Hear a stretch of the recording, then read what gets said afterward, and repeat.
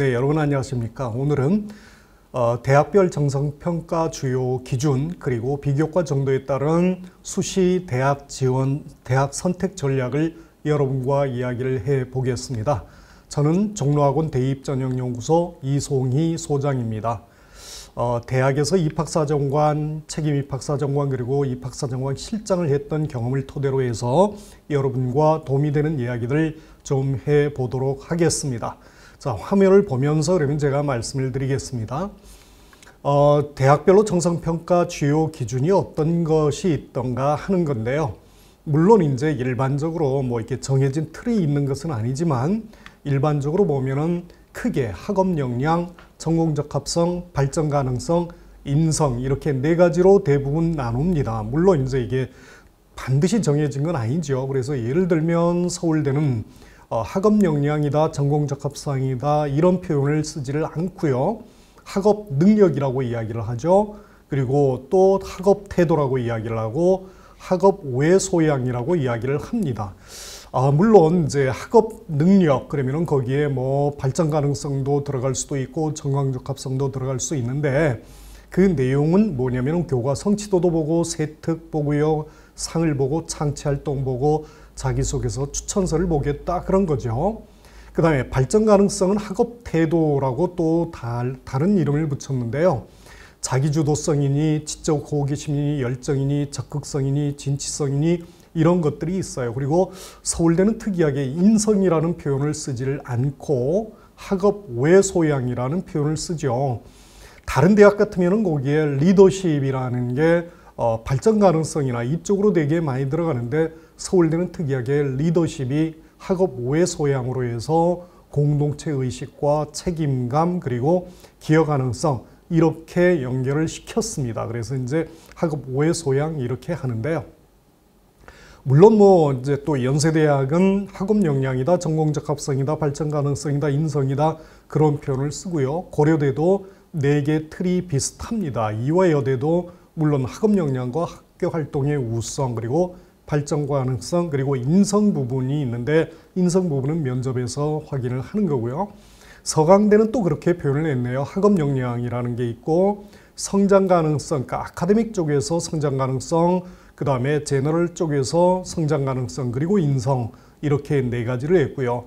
한양대는 또 특이하게 크게 그냥 학업 영역과 인성 및 잠재성 영역 이렇게 나누죠.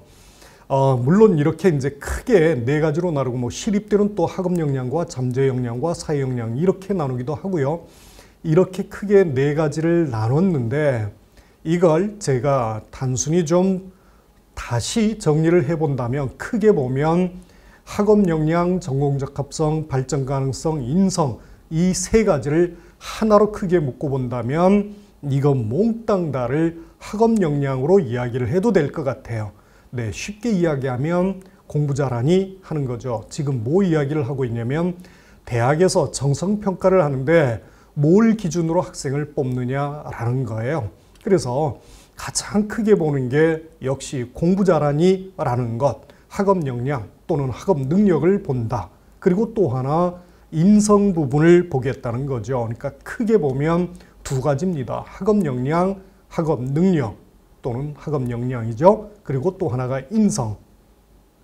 그래서 서류평가건 면접평가건 간에 끊임없이 궁금한 것, 대학에서 궁금하고 물어보고 싶은 것이 공부 잘하니, 학업 능력이 있니, 학업 역량이 있니 첫 번째로 물어보고 싶은 그리고 가장 알고 싶은 부분이에요. 또 하나가 그리고 이제 인성 괜찮니 라는 거죠. 물론 이제 요 대학 말고도 다른 대학들 뭐 수도권의 대학들 보니까 똑같습니다. 그게 그대로 학업 역량, 전공 적합성, 발전 가능성, 인성 이렇게 표현을 쓰기도 하고요. 뭐 대학마다 조금 다른 표현을 뭐 동국대 같으면 자기주도적 학습 능력이다, 전공 적합성이다, 지원 동기 및 진로 계획이다, 아니면 인성 및 사회성이다 이런 표현을 쓰기도 하고 또 뭐 여러 가지 표현을 쓰지만 역시 마찬가지 뭐 물론 또 일부 대학은 뭐 학업 역량과 전공 적합성 여기를 몽땅 다 전공 적합성으로 하나로 묶어서 이야기를 하기도 하지만 아까 이야기했듯이 다시 앞에 있는 3개를 하나로 묶는다면 학업 역량 또는 학업 능력 다시 말하면 공부 잘하니 이렇게 되겠고요. 또 하나가 인성 이렇게 되겠죠. 그래서 다시 대학별로 정성평가의 중요 기준 크게 보면 학업 역량, 즉 공부 잘하니 라는 것과 인성 괜찮니 라는 것 두 가지를 기준으로 한다는 말씀이죠. 이건 어느 대학이나 뭐 비슷할 것 같아요. 큰 차이는 없습니다. 가장 중요한 건 뭐라고요? 그래서 학업 역량, 공부 잘하니 이쪽이 가장 중요한 부분이라 그랬죠. 그래서 이제 그걸 그러면 어떻게 평가를 할 건가라는 건데 종합전형의 평가의 핵심은 첫 번째, 왜 이 학생이 어떤 활동을 했다 그러면 그 학생이 왜 이 활동을 했는지 동기가 무엇인지 아주 궁금하거든요.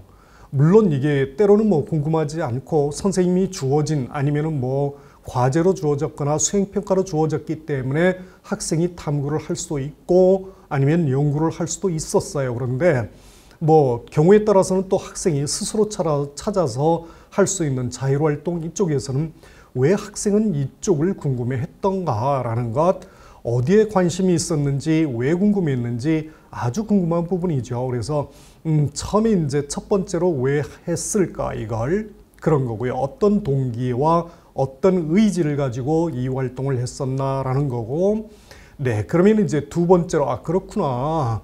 그렇다면 이제 어떤 과정이 있었던가 이게 과정이 상당히 중요하죠.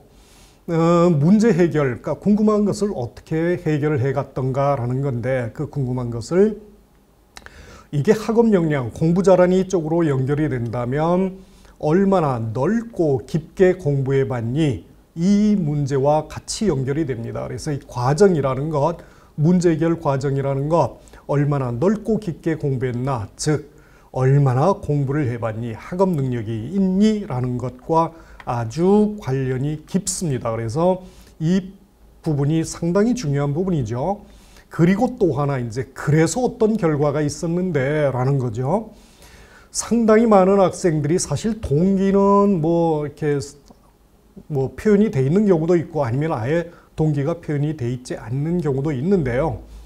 과정 부분을 설명을 많이 합니다. 주로 이제 학생들이 학생부에 기재되어 있는 게 보면 과정이 설명이 되어 있고 자기소개서도 3학년 같으면 지금 3학년들은 자기소개서 있는 대학이 꽤 많죠. 그런데 거기에 과정이 서술이 돼 있어요. 그런데 문제는 결과가 없어요. 그 결과라는 게 뭐냐면 이 노력, 어떤 시간이나 노력이 투자됐고요. 이만큼 내가 넓고 깊게 공부했고요. 그래서 어떤 성장이 있었나. 학업적인 부분에서 인성적인 부분이라면 인격적인 부분에서 얼만큼의 성장이 있었나. 이런 게 좀 명확해야 되는데 그게 없어요. 줄곧 그냥 나는 이런 활동을 했고요. 이런 활동을 했고 이런 활동을 했고 뭐 DNA 추출 실험을 했고 그다음에 물벼룩 뭐 그다음에 또 뭐 진자 운동했고요. 그다음에 마찰력 실험했고요. 이런 실험한 것, 그런 활동한 것 과정만 갖고는 대학에서 선발할 수가 없는 거죠. 왜요? 그걸 하지 않았던 친구들이 하나도 없어요. 그러니까 과정만 갖고 선발할 수는 없는 거고 각각의 이 과정들을 통해서 어떤 성장이 있었나 그걸 여러분이 보여줘야 된다는 거죠. 즉 학업적인 넓이와 깊이 그리고 나서 이만큼 내가 알게 됐다. 성장을 했다.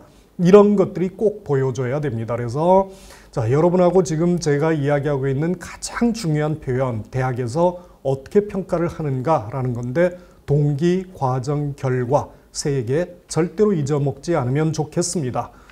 네, 학생부에 이게 기재가 돼야 되고요. 그걸 조금 다른 표현으로 좀 이야기를 해본다면 아까 서울대에서 학업 능력을 이야기할 때 이렇게 이야기를 했죠. 학업 역량을 이야기할 때 교과 성취도다, 교내 수상이다, 세부 능력 및 특기사항이다, 창체 활동이다, 아니면 자기소개서다 그랬는데 이게 각각의 의미가 뭐냐면 학업 능력을 어떻게 평가를 하는가라는 거예요. 예시를 들어서 서울대가 이야기한 걸 좀 말씀을 더 드린다면 교과 성취도, 교과 등급이죠. 등급을 수치화해서 기계적으로 반영하지는 않는다. 즉 전과목이 1등급인 학생과 뭐 1점 몇 등급, 2등급이 넘어가는 학생과 같은 학교 학생일지라도 같은 고등학교 학생일지라도 1등급인 학생이 공부를 잘하고 2등급 가까운 학생이 공부를 못한다라고 단정을 하지는 않는다는 거죠.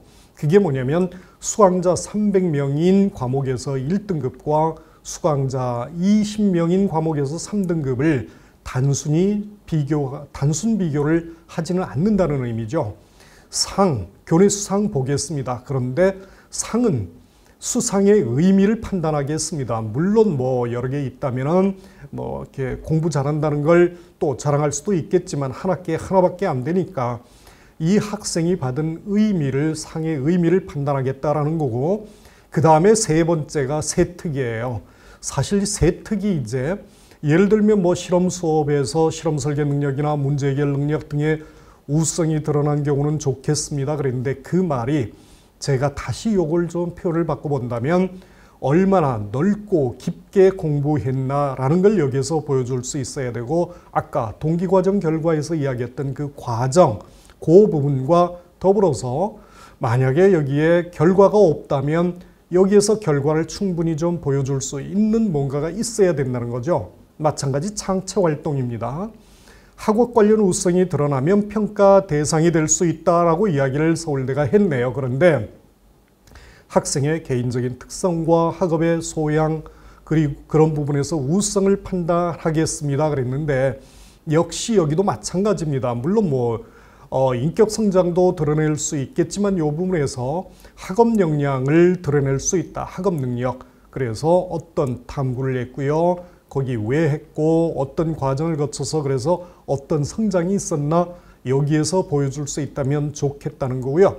만약에 3번과 4번, 그러니까 세특이나 창체에서 보여주질 못했다, 학생부에서, 그러면 당연히 이제 자기소개서에서 보여줘야 되겠죠. 즉, 결과에서 보여주지 못하는 과정에서 우수성을 보여줄 수 있는 서류가 자기소개서입니다. 그래서 동아리에 참여했다면 참여하게 된 동기를, 아니면 참여 전과 참여 후에 자신의 학업 능력과 관련해서 변화된 기술을, 즉 지적 성장을, 아니면 뭐 인격적인 부분이면 인격 성장을 보여주세요라는 게 동기, 과정, 결과 형태입니다. 이게 꼭 뭐 어느 한 대학의 이야기가 아니라 모든 대학에 관련이 되기 때문에 저희가 말씀을 드리는 거고요.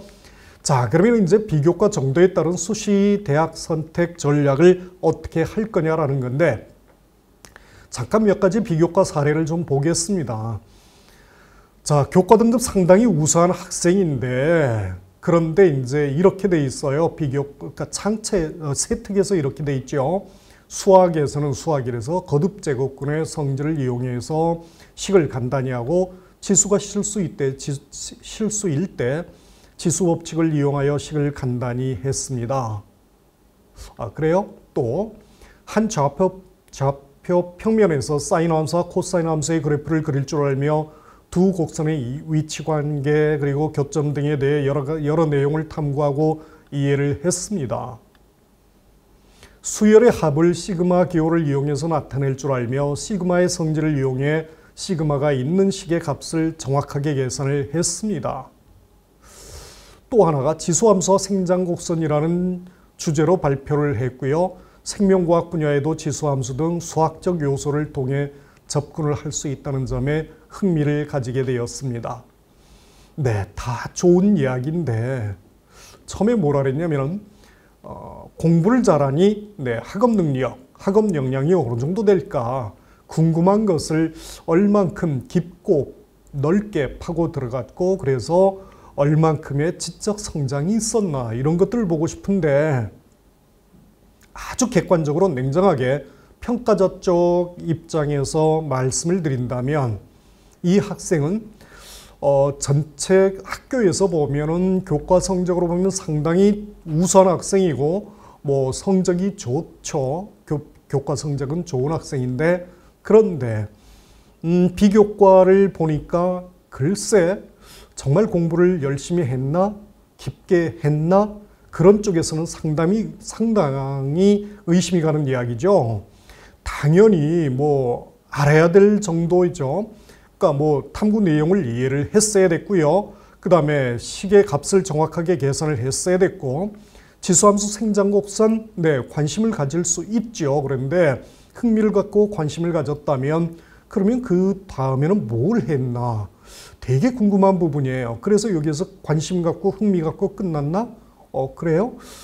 뭘 더 이상 뭐 공부를 한 흔적을 찾기가 상당히 어려운 학생입니다. 마찬가지 화학을 보더라도 화학결합에 대한 수업에서 각 결합의 특성을 이해하고 그것을 기반으로 하여 전기전도성의 근거로 자신의 의견을 논리적으로 서술을 했다.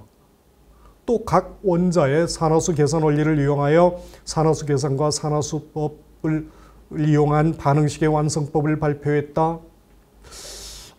이 부분을 보고 공부 잘하는가? 넓고 깊게 공부해봤나? 얼만큼의 지적 성장이 있었나? 판단하기가 상당히 어려운 부분이에요.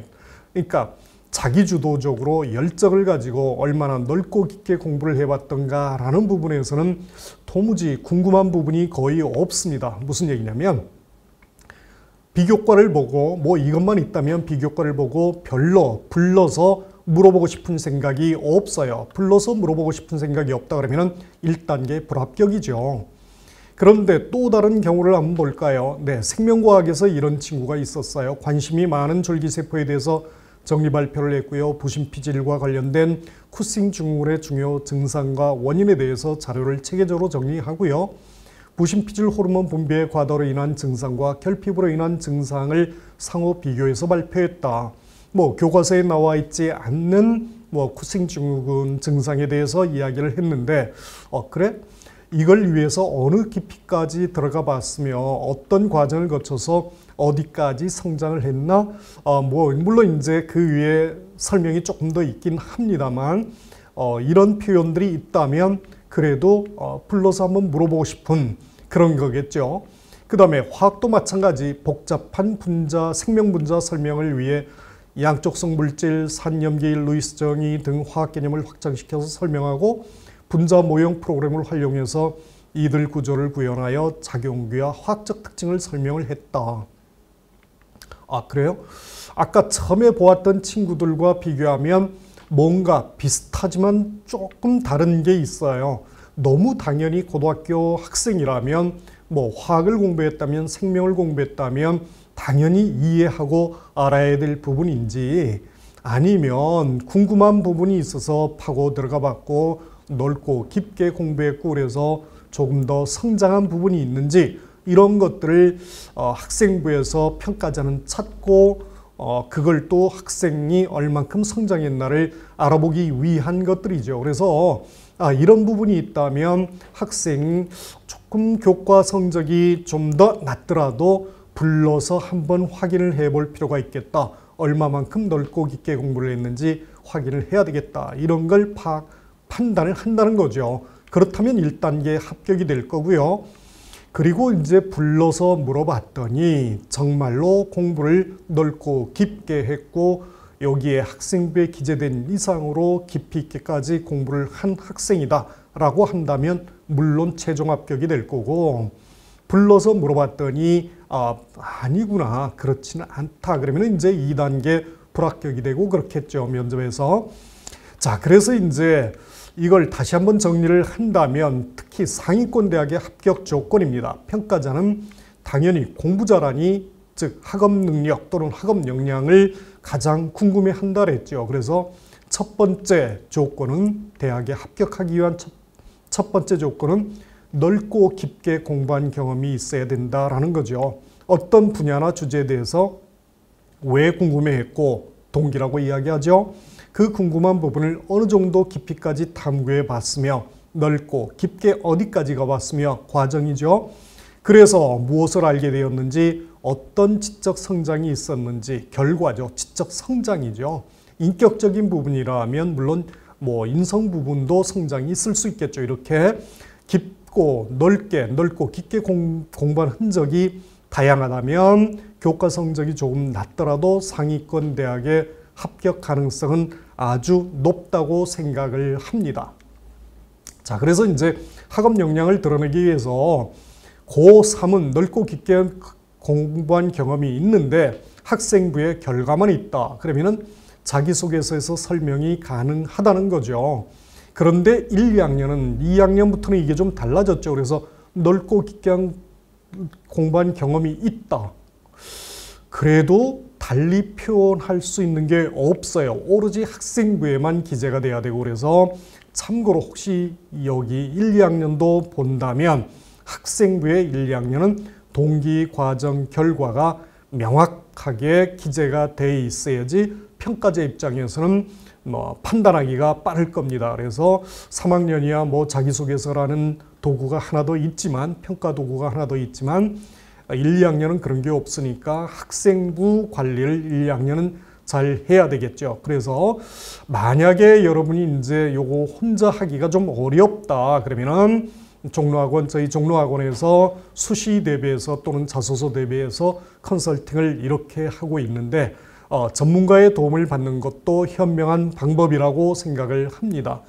종로학원만큼 이렇게 또 전문가가 많은 입시기관이 없는 걸로 알고 있습니다. 그래서 여러분 어떤 경우라도 충분히 여러분의 부족한 부분은 채워드릴 수 있을 것 같습니다. 저희 전문가들이 채워드릴 수 있고요. 자, 여러분의 원하는 대학 합격을 기원하면서 이상으로 마치겠습니다. 지금까지 종로학원 대입전형연구소 이송희 소장이었습니다. 감사합니다.